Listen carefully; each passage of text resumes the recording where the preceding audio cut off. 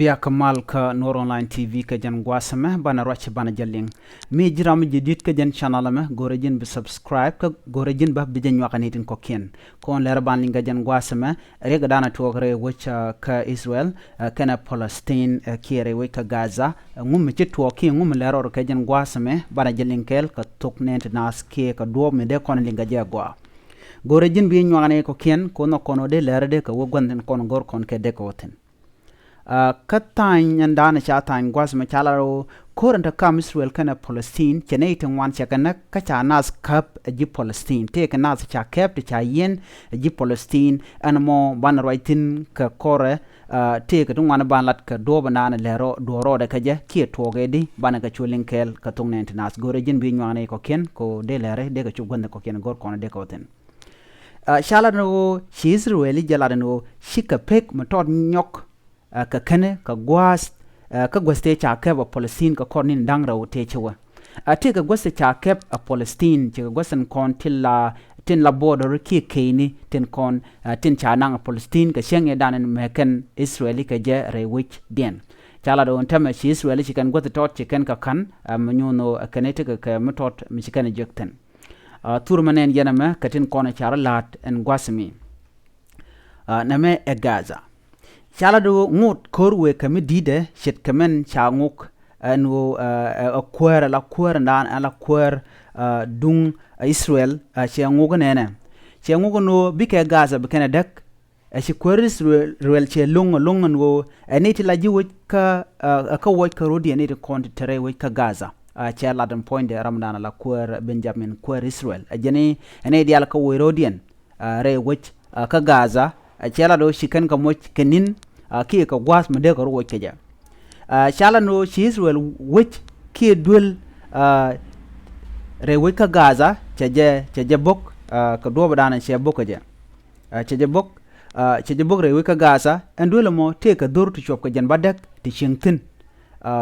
kan re taraye no mo tene ti bok Israel tekatin shi Israel ka gwarwa chen wo che rodun re duel ngut kan dul na bok chala do ken Israel dul mun bok ka Gaza batela wo shega leller ke shagat kana men shega leller ke she wunten content wini la jidor ten gwasamo a shega leller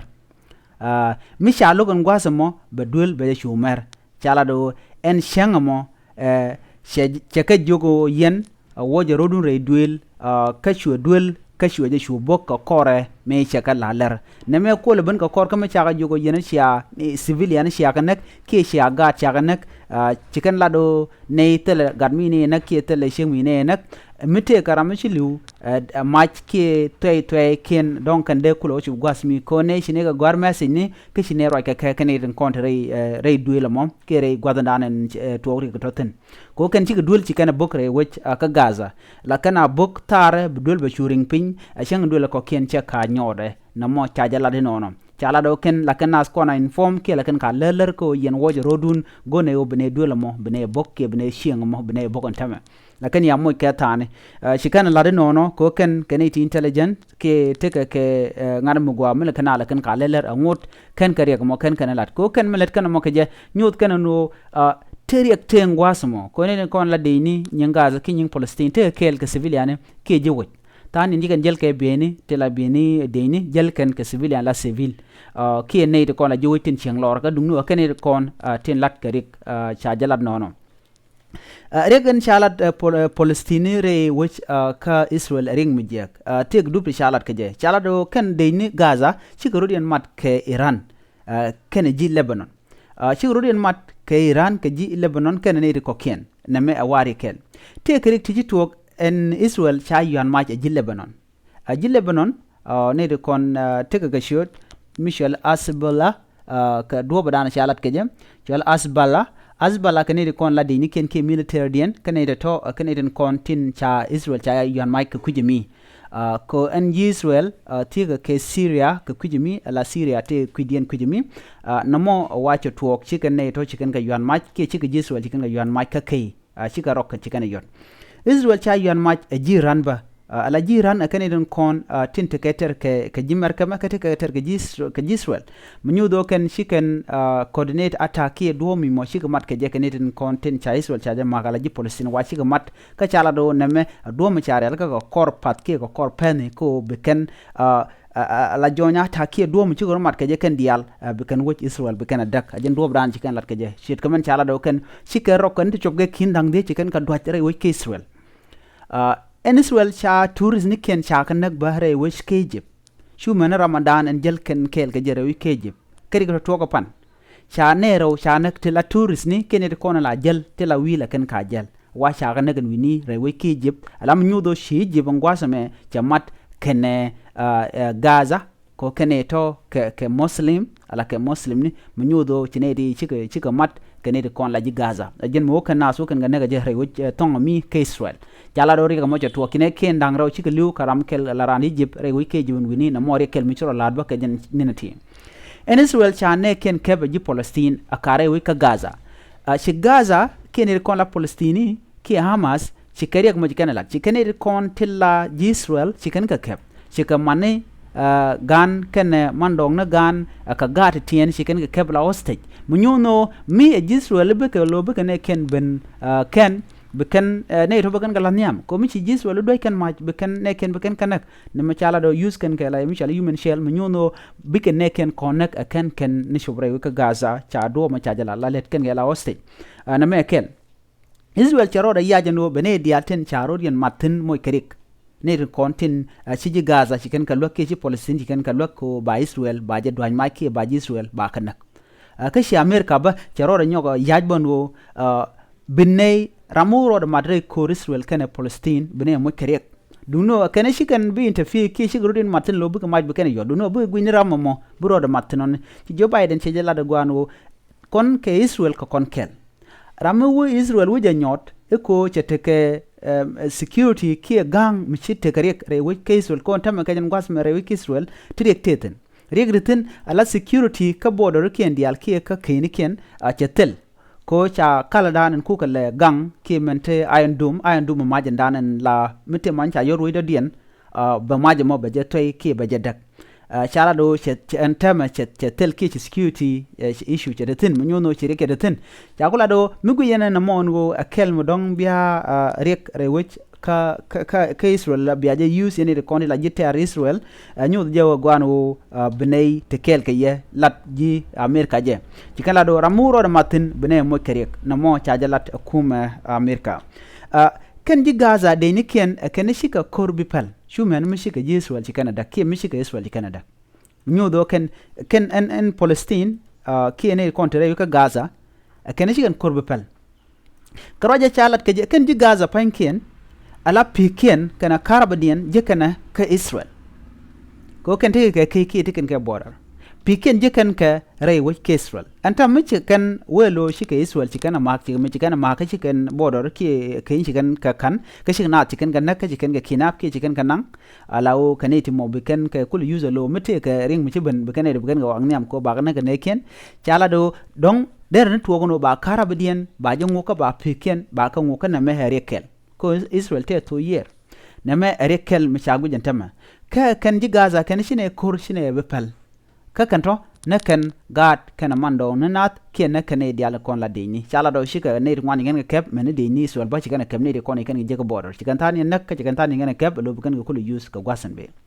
shaka jogano ngum nak yana gat kana dong shaka te kan e kon la ji Gaza ke Palestine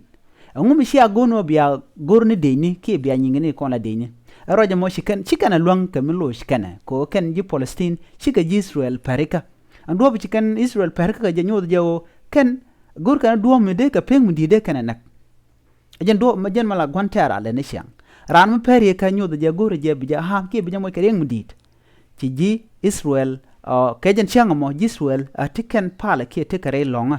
munyono kan ji Palestine ngai kana ko la kan ne kon la Israel la kan ka kapkor ka chankot munyodo changa dan ko la te pala ke te kare longa bi Israel ba shu ma kan gwasa mo Palestine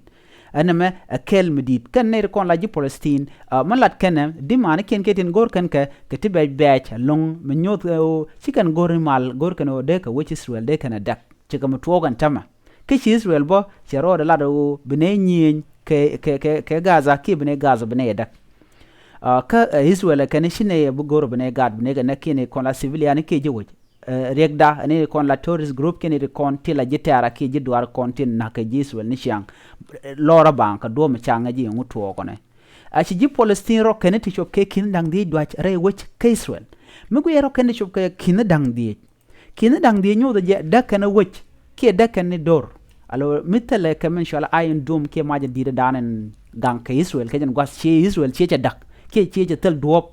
mi de je long ka lokaja dungno cha tan dien cha longa kap an gwas dana kap ko ke te ka ti chiro dien pot la dora tiai ke be tiawnial ke baro dag nyal gwas mbe chupen cha ja la do chi ji Palestine ne ti shop ke ku dang joko wonyam chi ken kanak kenane ti wan ti ji boni re we ke Israel ke jan gwas man tama ka ro kanin koni ken ka dwech na mo kel ma chalat ci ji Palestine gat kana dong kaman ke deisni ci kan ka kep re wich ka border ki ka ke dungdien ke Gaza na mo chajalar nono ci Gaza ci kan de ni kan kep ko ci kan gat ka dong ke ni to wan ci kan kep men gwi yo dong no dong de kan kanak ka do bran cha gwi ke je ke tin kon lat ken ci ji Palestine ke ni ka ba teni Israel kan ke tin kon ya kep ke kendin kono nyudo ci gwantar ca debere we Israel ci kan ne to ci kan kanak an gwas dan ci kan je ka keni ka ci kan keni ci kan ga kap ca jalat nono ko kan ci Israel ci kan ga perka kan Israel te ka longa ke jan shang am park ke je vegetarian na me ajeri ga dan ci ro lat re wucen wini ka jan gwasame chu men ta mangode wa na da tin tenare kor ki gor ko do dan ba ne to ba ken ga je Israel kan woda ba ken ko la ji Gaza ki ji Palestine ka tin ba gor kan o de ken Israel ba de kan dak ba ka jan gwasame ka ji ran kan ne ko na labeni ji Lebanon ke Egyptian ke ne ko ken kontin la ji ta Israel ka tin ta ma gor kan o be ke Israel be kana mak ka duop andana shagwi keje ken Israel ke jiter ne ntwan en wini ngai ke jero ka gwase dana shewo shaga ne ti chopke million to kurbakel ken million kurbakel naka ke de ngum naka ke ko ken ala ko zan pal ken ko zan pal ken ko ken chicken ko zan pal ken ko nyal mnyudo de na de peleka ne ti ken shi jandan gorka ana mo rega matere bible ka gwase dan chumen tama kerikin content waka tama re which a Israel ka jan gwase men duno chi Israel chewe to gan tama bu korba de tin chumen mi chine ne te content na kane ko shine kanong alawo bikan mandan kan lat bikan nyodan wo chikana lat lo larik midit kane shi Israel chicken lad nono no chicken korbapel chumen mi chicken ken chicken ka lojok mi jira ma jidit ke jen channel ma gore jin be subscribe ke be jen nyak ne den ko ken ka jen gwas ma kana no no dong de video de je non ko ngai kone ala mi sha video sha no to copyright eten dong de channel de je gek mi sha video ne ken sha ka non dung no ma gore je be lenga tong no gore be ben kan online tv ko be ka be lenga tong na ka ma gore je wi ne video ne ken be gor bo ka channel ko ken bi video ne ken keten la rodian ci ka doñ nye dwaj ka majke do badana togri ka toka je biko jigen wini dungno ka tungnat be jalinga manan le rode ko ba kanun ka ye ka jan gwasme gwasmo de subscribe ki de go de nywane ko ken abiat kamal bye bye